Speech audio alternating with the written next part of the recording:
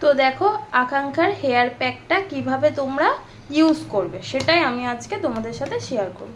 অনেকেই জানো, অনেকেই আবার জানো না। আমি একটা বোল নিয়েছি পুরো ধোয়া মোছা, আর একটা স্পুন নিয়ে নিয়েছি। তো তোমাদের হেয়ার গ্রোথ অনুযায়ী তোমরা নিও। আমি ওই 3 চামচ মতো নিলাম।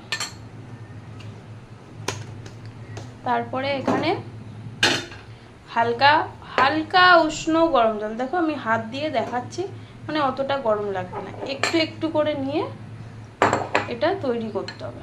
সুন্দর করে একটা স্মুথ ভাব আনতে হবে।